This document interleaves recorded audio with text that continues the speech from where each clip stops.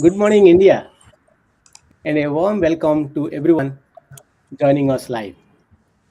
India's Digital Personal Data Protection Act represents a structural shift in how organizations are expected to handle personal data. This is not just about compliance anymore, it is about organizational readiness. What has changed is not only the law, but the expectations. Expectations of accountability, expectations of transparency, expectations of operational proof. Most organizations are not asking, what does DPDP say? They are asking, how do we actually make this work inside our enterprise? This is the purpose of today's discussion. Why this conversation matters now? Let me be very candid. Most enterprises already have privacy policies, security controls, legal reviews, compliance checklist. Yet, many still feel unprepared. Why? Because DPDP compliance is not a one time exercise, it is a living, operating model. Today, we will discuss how to map DPDP requirements into real policies and SOPs, how to build internal preparedness beyond documentation, and how technology can enable continuous, defensible, and compliance. Let me introduce to our distinguished speakers, Aashita Jain, Senior InfoSec Privacy Analyst at Informatica, joining from Texas, United States. Welcome, Aashita. Thank you, Damodar. We have Dr. Pawan Chawla, CISO and DPO at Tata AI Life Insurance. Welcome, Dr. Chawla. Thank you, Damodar. Thank you. Thank you very much. Thanks for inviting me for the session. It's a pleasure. We have Nageshwaran CISO at TVS Holdings. Welcome, Nageshwaran. Yeah, thank you. Thank you, Damodar. Welcome. We have Lee, our co-founder and Chief Technology Officer, joining from US. Welcome, Lee. Thanks, Damo. Thanks for having me. We have Mahi Gupta, our Vice President of Privacy Strategy. Welcome, Mahi. Thank you, Damo. Thanks for having me. Thank you all for being here. Let's talk about compliance mapping, where most organizations struggle. Aashita, many organizations have policies but still struggle during audits or incidents. From your experience, where does compliance mapping usually break down? Aashita? Since it's New Year, I'll say honestly, it breaks down because we treat compliance like a New Year's resolution. We buy an expensive gym membership, which is your policy. We take the selfie gear, which is the audit, and then we wonder why aren't we fit in 6 months? But the real compliance is more like your daily workout, the lifts and the weights. And here is why mapping fails. First, there is a translation gap. Compliance mapping fails because you have a high level workout guidance, which is your policy, that's great for direction, but it is often too zoomed out to align with a comprehensive technique and workout plan. And with engineering, they are built for data for scaling and speed. And that's where the disconnect lies. Like we need a comprehensive workout plan with a body, with a shared SOP, with a diet chart aligned to it, right? Second thing is the operational debt. It's also you can create like a data drag or a blind spot. Think about it, like you cannot actually work out without your gym bag, with your gym bag in the gym, right? You leave it in the locker because it's too heavy and somebody can trip over it. But most companies try to run their business while carrying the bag. They have just in case data with old shaker bottles, mystery keys, you can say it as unmapped data, which is actually cluttering their active systems. And under DPDP, this is a massive liability.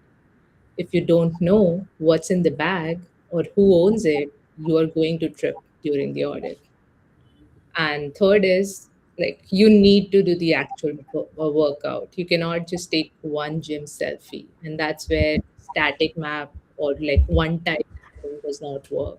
You need to have that continuous mapping, maintain. One time you lose weight and then you're not done with it. You need to keep maintaining it. So that's also one of the gaps that we see in the compliance.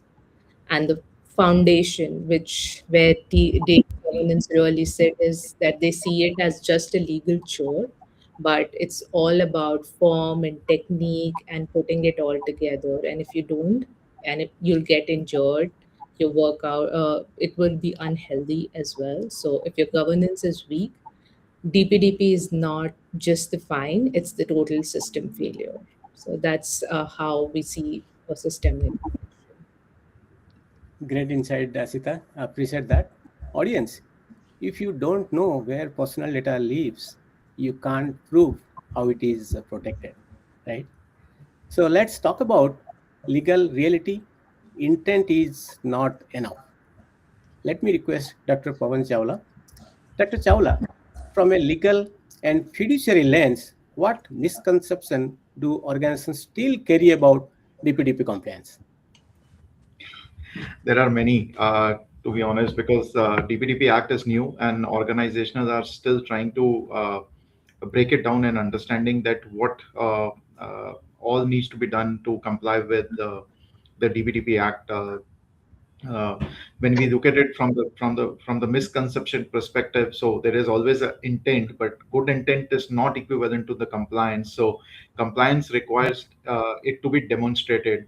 A frequent misconception at a board privacy pledges, internal emails, or one-time policy rolled out suffice the compliance requirement. Whereas under the DPDP Act, the data fiduciary is responsible for compliance irrespective of any agreement on the contrary and must implement appropriate technical controls and organizational measures to protect the data with reasonable security safeguards and ensure accuracy, consistency when data affects individual or is disclosed.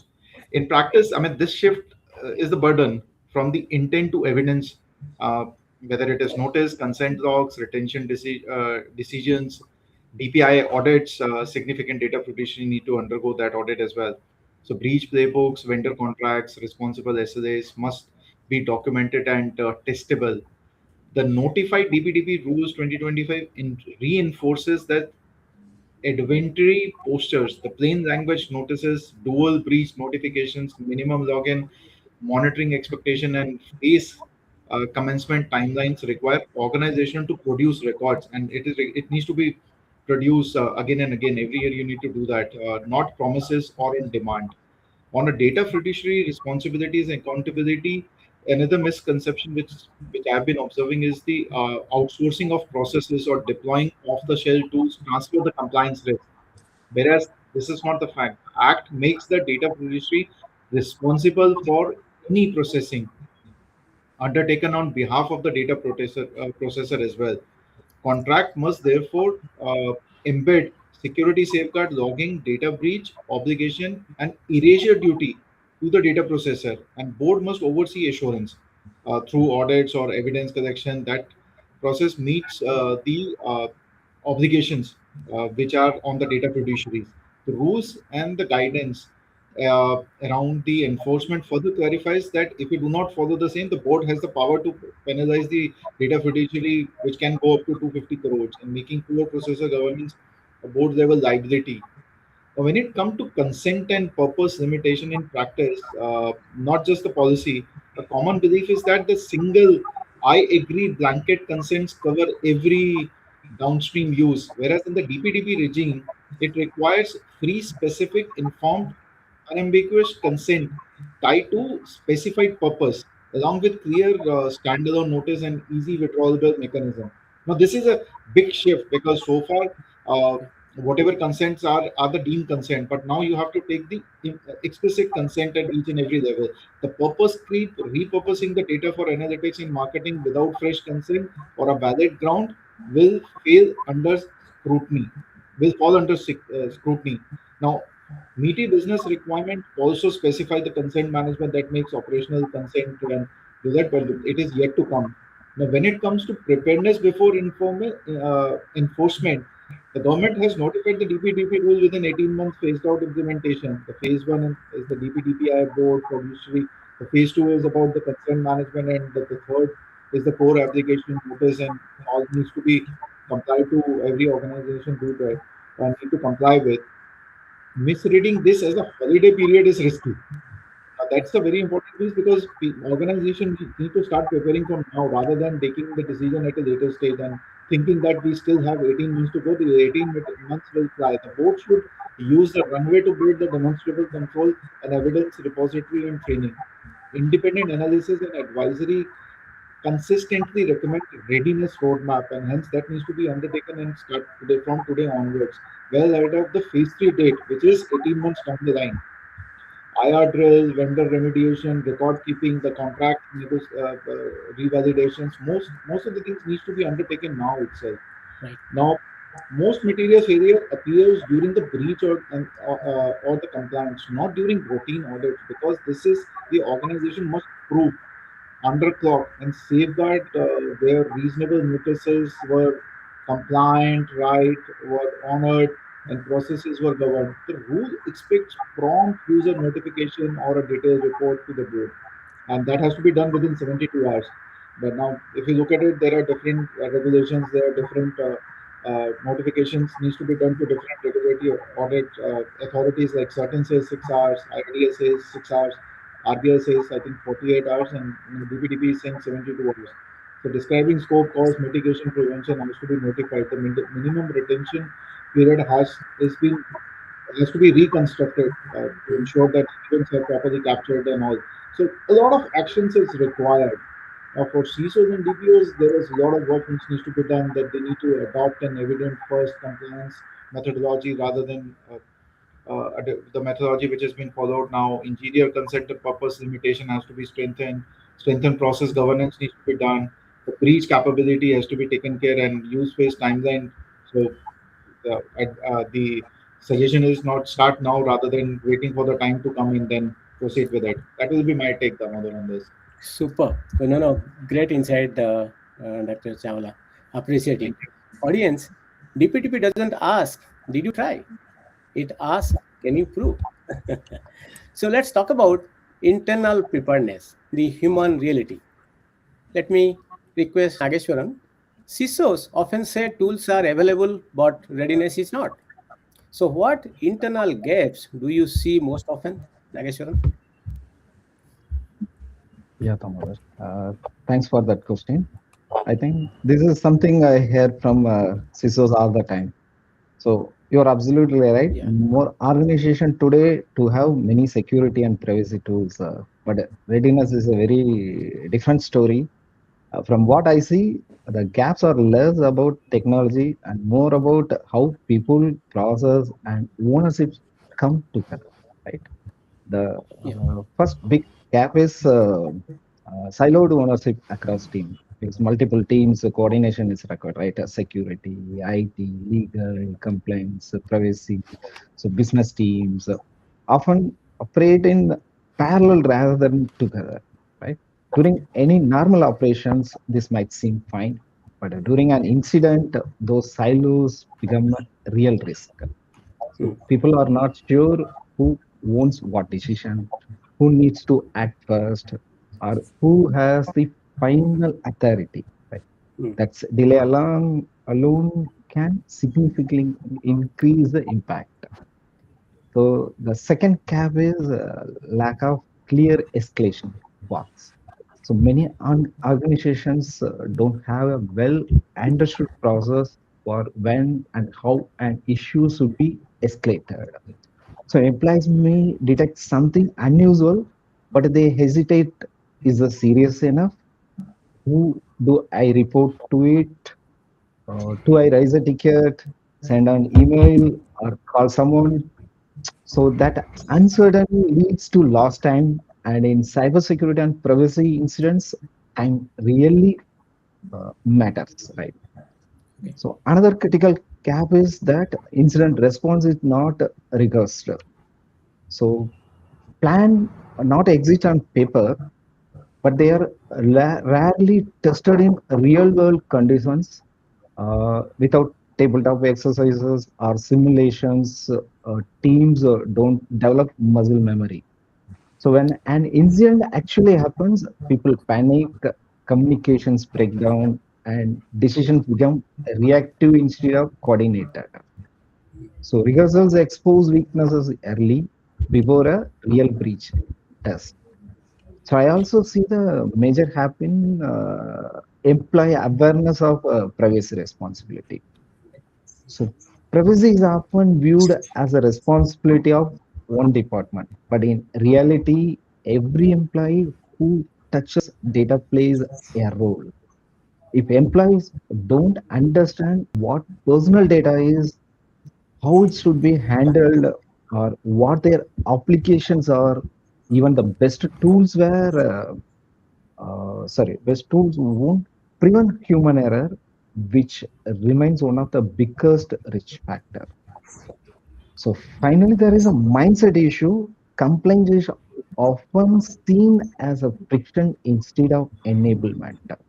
When Yeah. complaints is treated as a checkbox exercise or a blocker to innovation, teams to work around it rather than with it.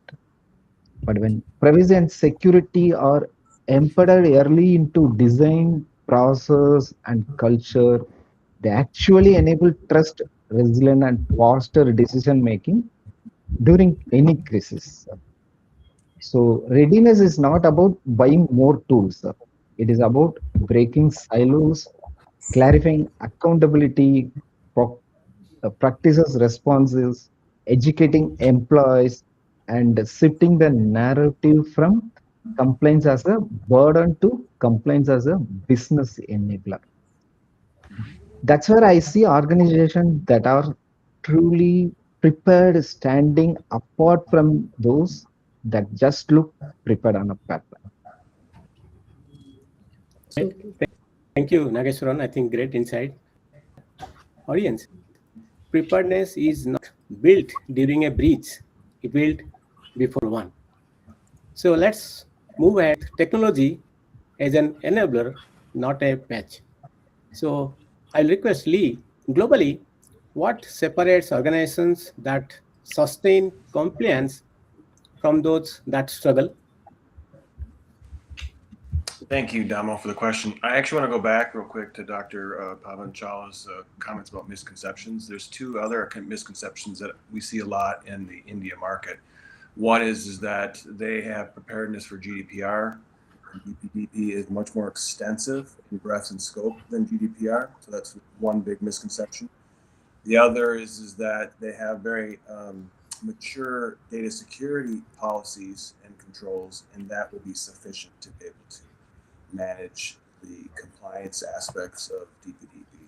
That is not true. This is a data privacy law, not a data security. They both work together in unison, but they each have their own roles to play. And so when you think about preparedness, and when you think about what we're doing in regards to companies being ready, you really think about is how can you be compliant at scale? So Nagesh was talking about, that processes are very important, and I absolutely agree with that, as did Aashita too, right? If you don't have good policies and if you don't have good policies and procedures, no set of tools or platforms, is going to be able to, brush that underneath the rug, right?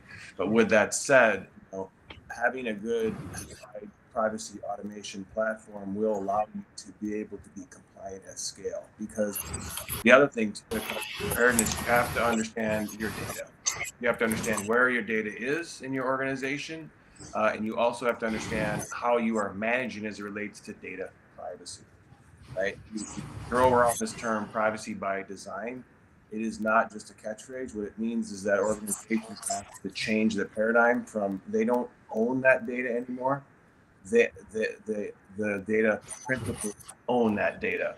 And so it's Right. all about how do you manage that data and using automation and technology and to be able to support the things that Dr. Pavan Chawla and Aashita and Nagesh have been talking about during portions of this discussion.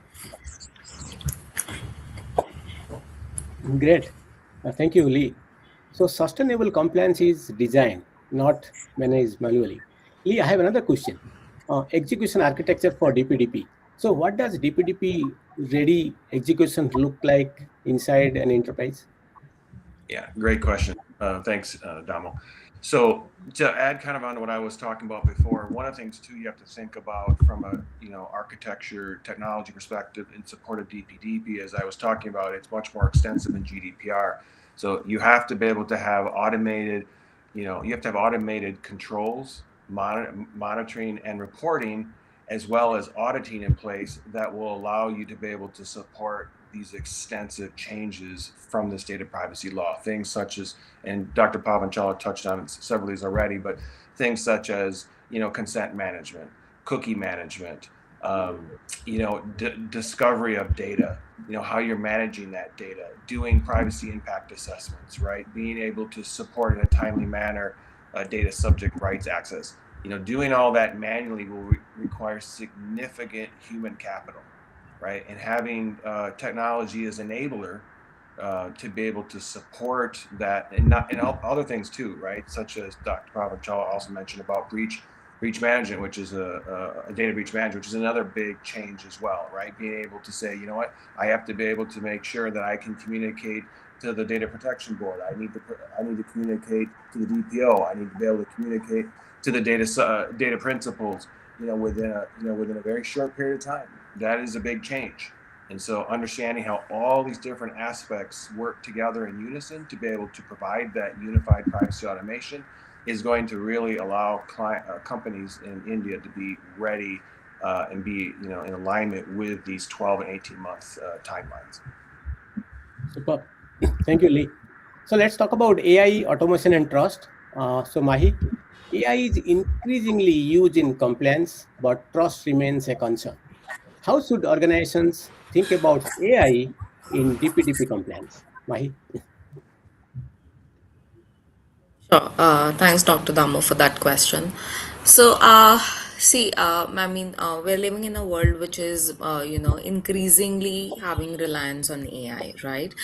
And compliance, since it's treated like, a tick box or a checkbox activity, organizations have this, blanket belief that AI is going to come and, resolve all their issues for them and they are going to speedily become compliant, right?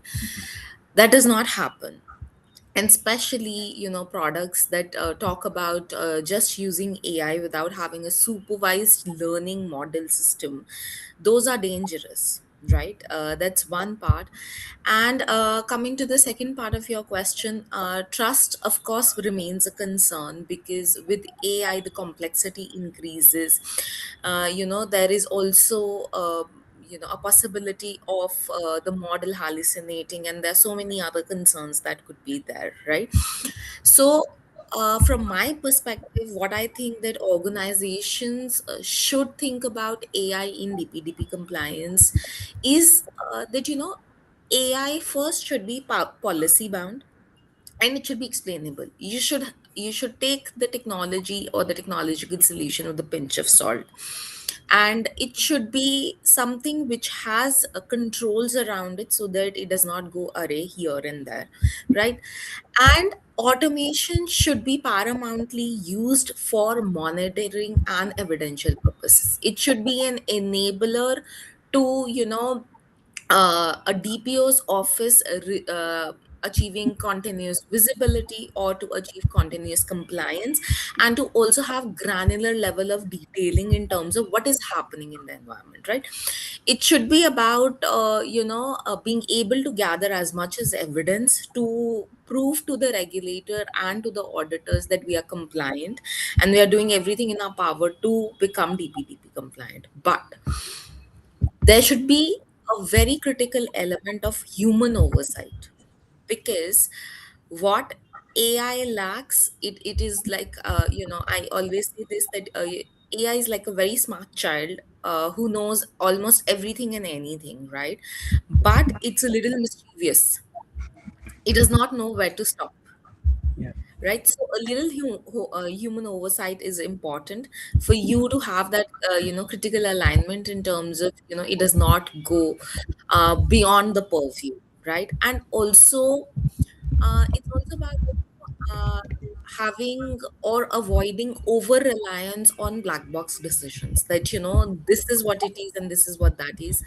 It should be about how automation can help them in achieving their compliance journey and their compliance goals. So I think AI with human oversight remains a very critical component, and that is how organizations should take AI when it comes to DPDP, or for that matter, any I would say regulatory compliance. It should be able to prove that it is policy driven, and it is also friendly. Great. Thank you, Mahi. Appreciate that. And in privacy, govern AI builds confidence. On-check AI erodes it. One question for everyone watching us live: what is the one DPDP challenge your organization is struggling with today? Feel free to ask. Other than this, if you have any other questions you want to ask our speakers, please feel free to put it in the comment button and we will answer you back once the live session is over. And to our speakers, one sentence, what should organizations focus on this year to be DPDP ready? Maybe I will start with Aashita. Well, I'll say stop hoarding just in case data and start packing light to scale. Great. Dr. Chawla? I'll answer it from an industry perspective. That DPDP isn't. I mean, the biggest challenge with DPDP isn't the intent. It's proving in real time that consent and the purpose limitation are consistently enforced across legacy system and the third party data flows. Super. Nageshwaran. Yeah. So organizations should prioritize end-to-end mapping, data mapping, deploy robust and granular consent management mechanism, and establish 72 hours breach notification process to ensure DPDP readiness. Great. Lee? I'm going to echo Dr. Pavanchala's comments earlier during his session, and I've mentioned this on this broadcast in many forums as well, which is do not wait. The final rules were communicated well over a month now, and time is ticking. Yeah. Well said. Mahi? I think I would say that organizations should build a solid governance program which is scalable, achievable, and also replicable. That should be Great. their focus this year. Thank you. Thank you so much. DPDP compliance is not about fear of regulation.